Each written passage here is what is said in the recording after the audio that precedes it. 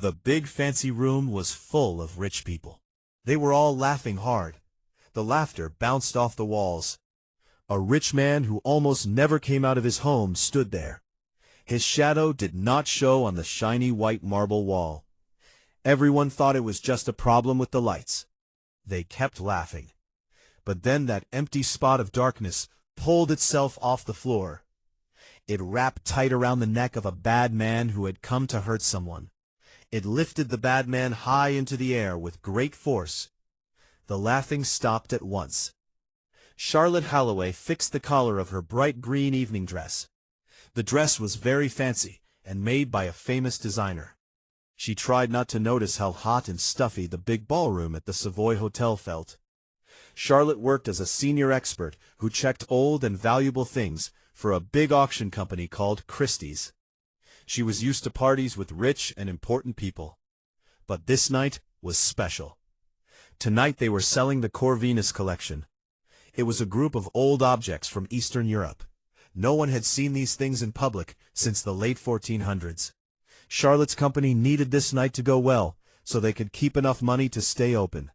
The pressure sat heavy on her chest.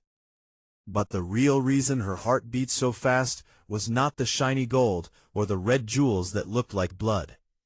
It was the man named Dominic Croft. He was the boss of a huge company called Croft International. His company worked with medicine and buildings and owned many tall buildings in London.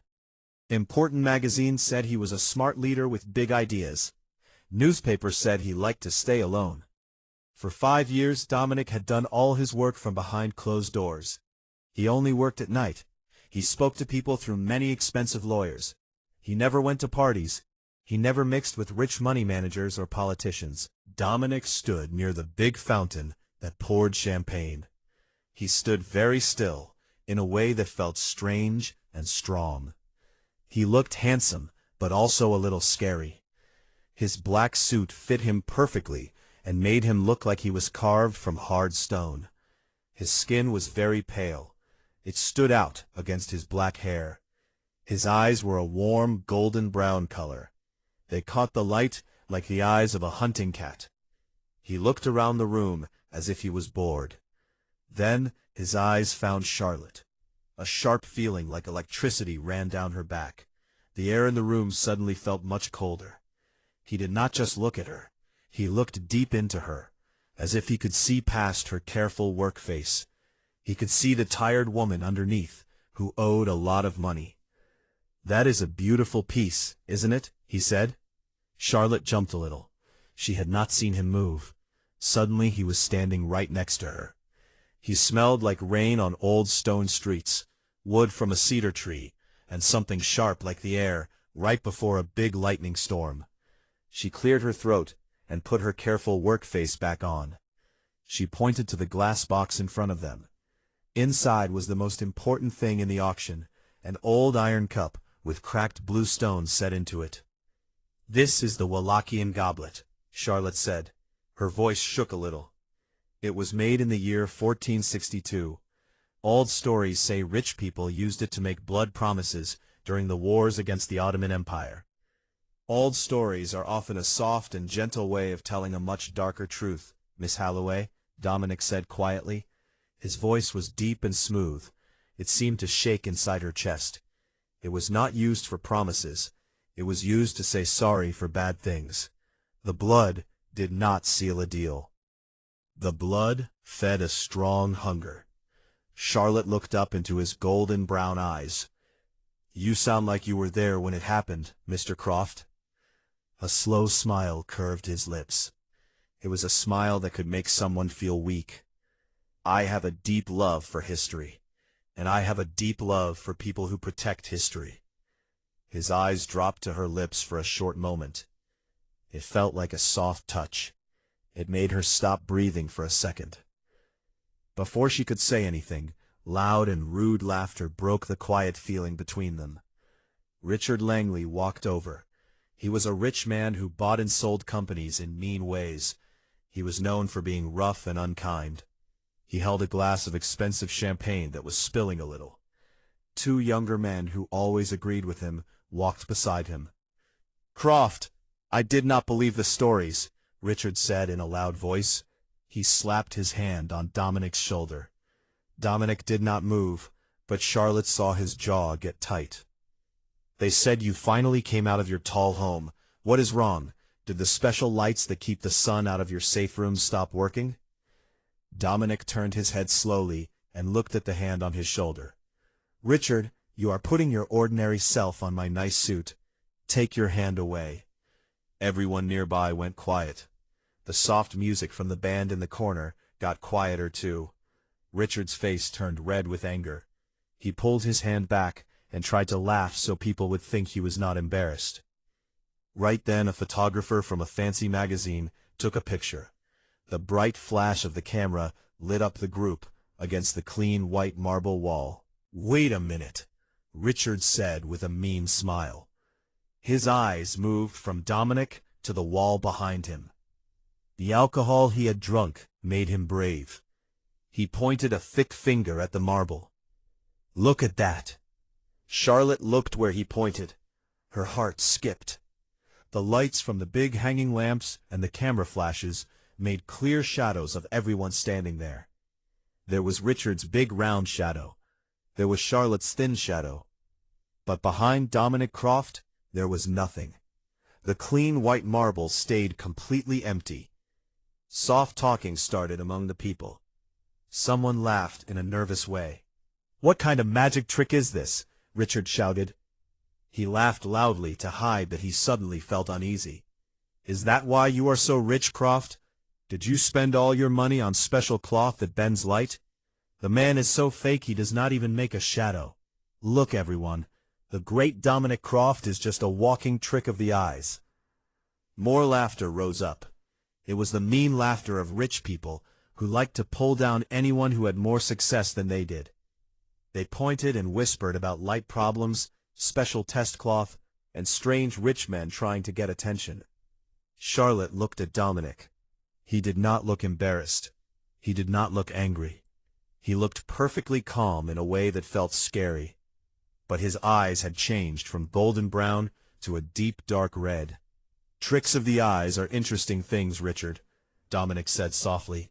His voice cut through the laughter like a sharp knife. Sometimes the missing shadow is not a light problem. Sometimes it is because the shadow has a mind of its own. It will be the last one you drink. He did not wait for Richard to answer. Dominic turned and walked away. He moved through the crowd with smooth grace that seemed almost impossible. Charlotte stood still. The mean words of the crowd buzzed in her ears. She looked back at the marble wall and then down at the floor. The hair on her arms stood up. For a short second, she thought she saw a pool of darkness sliding across the shiny floor. It moved by itself. It followed Dominic like a loyal dog. Charlotte could not breathe well. The air in the ballroom felt thick and bad. It was full of expensive perfume and mean feelings. She needed a quiet moment. She slipped away from the main floor and used her special card to open the private VIP room. It was a strong room with thick walls that blocked sound. They kept the less important old objects there. The heavy steel door closed behind her with a click. The music and talking stopped. The room was only a little bright. Rows of glass boxes showed old weapons and jewelry. Charlotte leaned against the cold steel door. She closed her eyes and took a deep breath. You are shaking, Charlotte. Her eyes opened fast. Dominic Croft sat in a soft armchair in the corner of the strong room. His legs were crossed. He held a silver knife from the 1500s and turned it slowly between his long, pale fingers. How did you get in here? She asked. Her hand flew to her chest. The lock only opens with a special card. Locks are for honest men, Dominic said smoothly as he stood up. He put the knife back on its soft cushion. And I have never said I am honest. You left the party early. The selling is about to start. I needed air, she said. She stepped back carefully as he walked slowly closer. There was a strong pull about him. It made her want to run toward him and away from him at the same time. Why are you really here, Mr. Croft? You did not come to buy things from the Corvinus collection. No, he agreed. He stopped only a few inches from her. Up close, his skin looked perfect and felt cool like the air in the room. "I came for you." Charlotte's breath caught. "Me? I have been watching you, Charlotte. I know about the money your father left you to pay when he died. I know about the mean men in Soho who want their money back. I know that you work 90 hours every week trying to save old history while your own life is falling apart." He reached out. His knuckles gently touched her cheek. The touch was freezing cold, yet it sent a hot feeling rushing through her body. "You spend your life around things that are already dead. I thought it was time you met something that truly never dies." Her mind spun. The words did not make full sense, but the strong feeling behind them held her still. "Dominic, what are you?" Before he could answer, the heavy steel door of the strong room did not just open, it was blown right off its hinges. Charlotte screamed as the big metal piece slammed into the glass boxes. Broken strong glass and old jewelry flew across the room. Through the smoke and dust, a man stepped in. He was a trained fighter. He wore a high-quality dark suit that looked a little like hotel security clothes. A gas mask covered his face. He held a special gun. Under the gun was not a light, but a strong purple-white light that could shine like the sun. His name was Alistair Reed. He was a known hired killer for a company called Aegis Defense. In the darkest parts of the internet, people said he took jobs that normal killers would not take. "Dominic Croft," Alistair said. His voice sounded metal and muffled through the mask. He raised the gun. The special light hummed and shone bright. "The leaders of your company at Croft International send their message. They decided a mean takeover would be too messy. They prefer to end things cleanly." Charlotte scrambled backward. She slipped on the broken glass and cut her hands. She expected Dominic to jump behind something, pull out a weapon, or look afraid. He did none of that. Dominic stood straight and tall. He put his body between Charlotte and the bright light. His black suit took in the harsh shine. He tilted his head in a way that showed pure pride. "Alistair Reed," Dominic said. His voice had no fear at all. It was the voice of a hunter speaking to something smaller. "My company leaders hired you. How sad. I thought they would send a whole army, not one lost dog with a sun lamp." "This is not a sun lamp, bloodsucker," Alistair said meanly. His finger tightened on the trigger. "It is army-level light that hurts your kind, and the special bullets are filled with silver dust mixed with water. Your secret is known, Croft. The world thinks you're just a strange rich man, but the leaders know what you really are. They know why you make no shadow, because you are a monster." Alistair laughed, a cruel, happy sound that bounced off the broken walls. "Any last words before I turn you to ash and take the girl as extra payment?" Dominic let out a soft breath and brushed a bit of dust from his suit. "I told Richard upstairs. The missing shadow is not a mistake." Suddenly the bright light flickered. The soft darkness in the corners of the room began to bend and stretch. The shadows from the broken boxes did not stay on the floor. They rose up against gravity like black ink floating in water. Charlotte watched in frozen fear as the pure darkness under Dominic's feet pulled itself free. It did not crawl, it jumped. Before Alistair could pull the trigger, a long, thin arm of pure, solid shadow whipped across the room. It hit the gun out of the killer's hand with the force of a fast train. The special light broke. The room went back to soft emergency lights. Alistair gasped and stumbled back. He reached for a second knife at his waist. He never got it. The shadow, a living, moving part of Dominic's will, wrapped around Alistair's throat. It was not just a light trick. It had real weight. It felt like crushed soft cloth, and was as cold as empty space. What is this?" Alistair choked. His hands clawed at his own neck. He was tearing at his skin, trying to pull away a force that had no edges. Dominic did not move at all. He simply stood there. His golden brown eyes glowed in the dark as he watched the killer struggle. "You called me a monster," Dominic whispered. Even though he stood 10 feet away, His voice seemed to come from the very shadows that were choking the man. "You have no idea how right you are." With a sickening crack, the shadow lifted Alistair completely off the floor. The heavy fighter dangled in the air. His boots kicked hard and knocked over a table of old gold coins. His face went from red to purple. His eyes stuck out in pure terror as he stared at the rich man who was killing him without lifting a finger. "Please," Alistair wheezed. Blood vessels broke in his eyes. "The leaders sent you to fire me," Dominic said in a cold voice. "Think of this as me quitting." Dominic closed his right hand into a fist. The shadow pulled tight. The sound of breaking bone was loud in the quiet room. Alistair's body went completely soft. His arms dropped. The life left his eyes at once. Dominic opened his hand.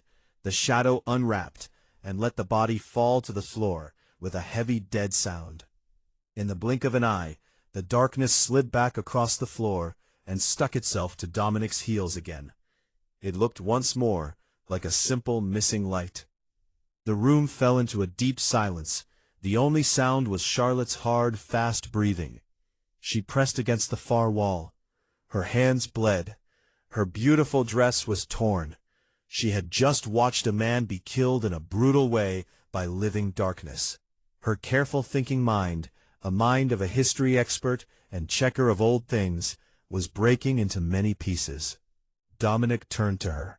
The glowing red in his eyes faded back to a warm human golden brown. The scary hunter was gone. In its place was a man looking at her with deep and sad gentleness. He walked slowly toward her. He stopped a few feet away and raised his hands to show he meant no harm. "Charlotte," he said softly. "Don't," she whispered. Tears spilled from her eyes. She looked from him to the crumpled body of the killer, then back to his perfect suit. You are not human." His voice held hundreds of years of sadness. "I am the Vampire King of the London court, and my company leaders have just started a war against me." He knelt down in the broken glass. He ignored the sharp pieces that cut his expensive pants. He reached out with his cold and very strong fingers and gently wiped a tear from her cheek. "They know I came for you tonight," Dominic said. His eyes locked on hers with fierce care. "This man was only the first. They will burn this hotel to the ground to reach me, and they will kill anyone I care about to do it." Charlotte swallowed hard. Her heart pounded against her ribs like a bird trapped in a cage. The fear was huge, but under it burned a strong pull toward the monster kneeling in front of her. "So what do we do?" she asked. Her voice shook. Dominic stood up and held out his hand. Behind him the shadow flared out again like the wings of a fallen angel. "We run," Dominic said. A wicked and beautiful smile crossed his lips. "And then we hunt." Broken glass cracked under Dominic's fine Italian leather shoes as he guided Charlotte smoothly out of the ruined strong room. They did not take the main halls. Moving with scary liquid grace, Dominic led her through the hotel's hidden underground service tunnels. They avoided the panic that was starting in the ballroom above. Charlotte's mind was a storm of broken thoughts. Her hands still bled and made the cloth of her torn green dress wet. She had spent her whole school life studying the old world and writing down myths and legends. Now she found out that the darkest one was holding her hand. They came out into the underground parking garage. A sleek black sports car waited in a special section. Dominic opened the passenger door and almost lifted her into the soft leather seat. Then he walked around and sat behind the wheel. The powerful engine woke up with a fierce growl that matched the hunting energy coming from the man driving. "Put your seatbelt on, Charlotte," Dominic ordered.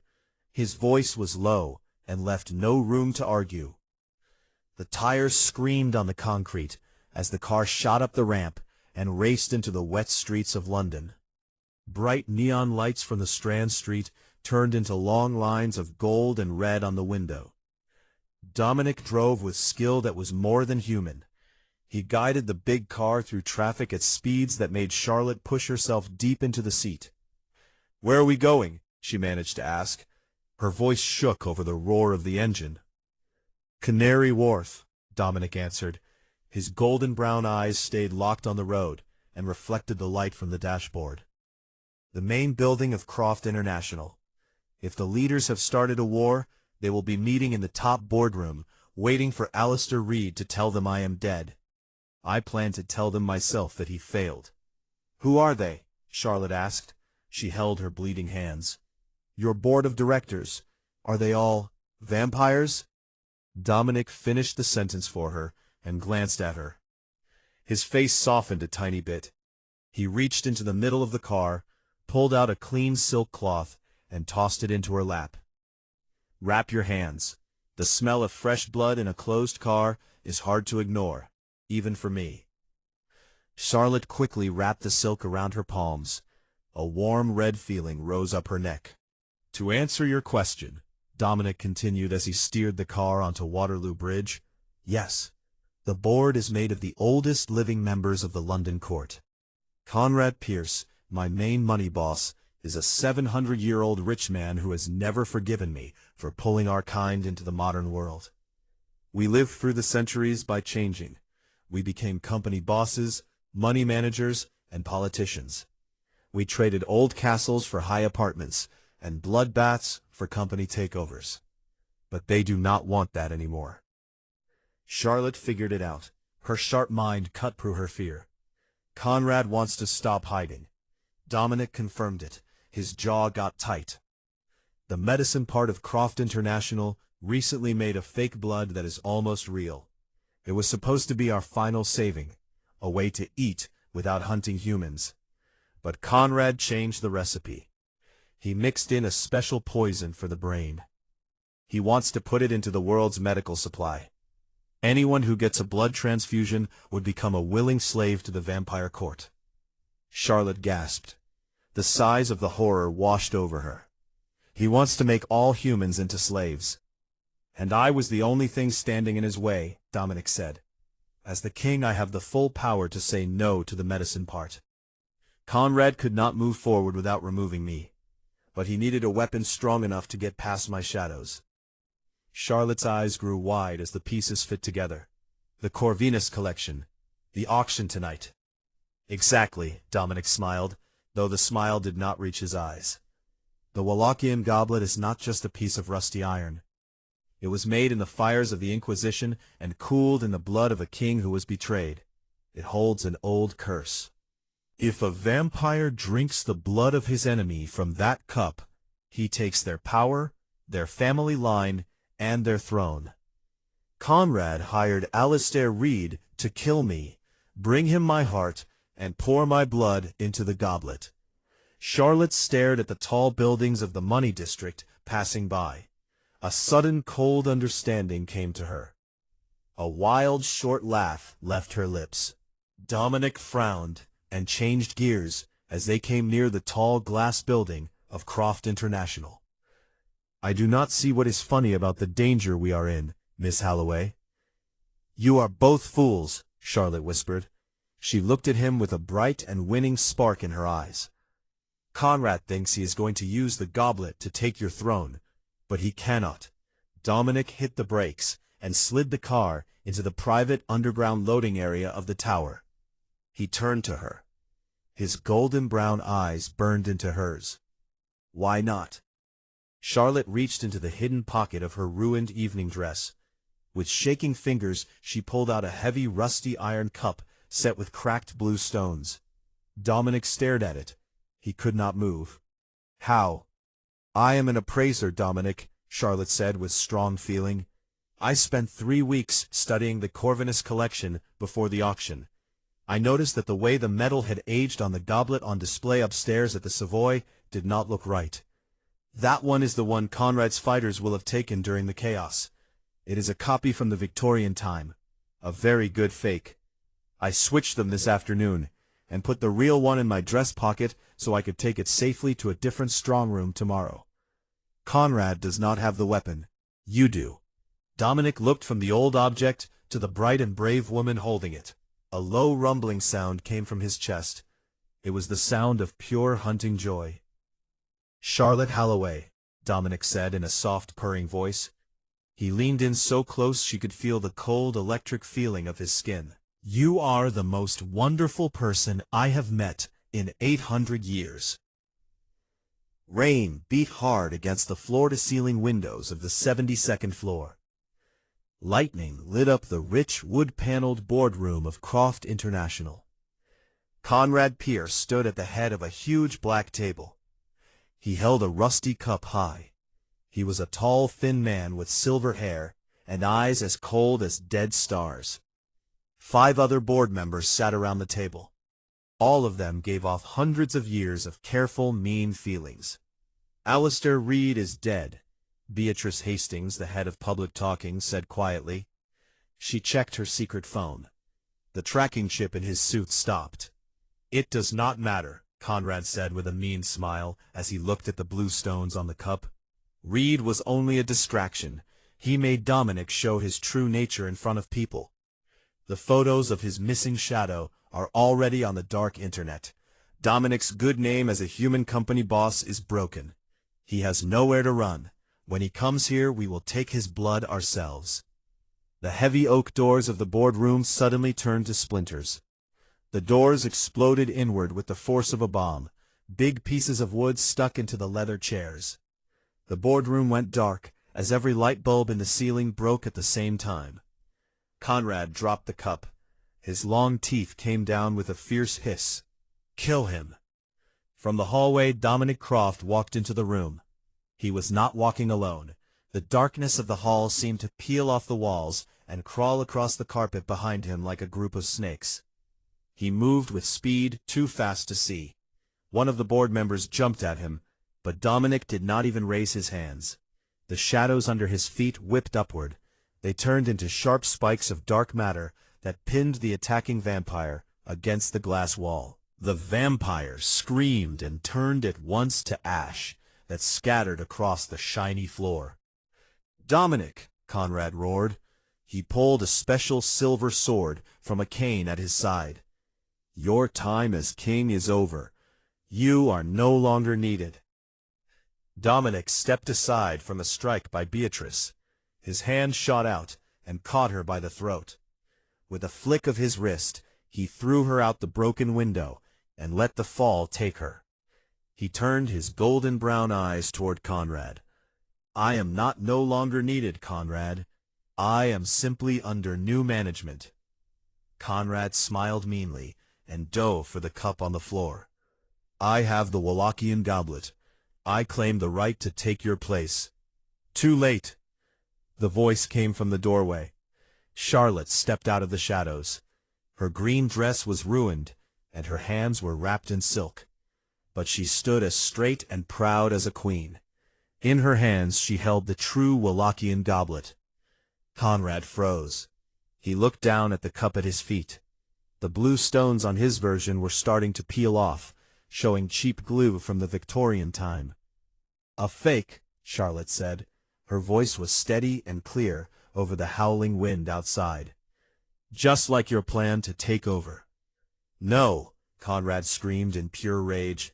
He left the copy and charged at Charlotte with his silver sword raised. He moved faster than a human eye could follow. Charlotte did not flinch. She did not need to. Dominic stopped the strike. He caught the blade of the silver sword with his bare hand. The metal hissed and burned his skin, but his face stayed calm. "You forgot the first rule of taking over companies, Conrad," Dominic whispered. His eyes glowed a deep red like fire. "Always check that your things are real." Dominic's shadows exploded.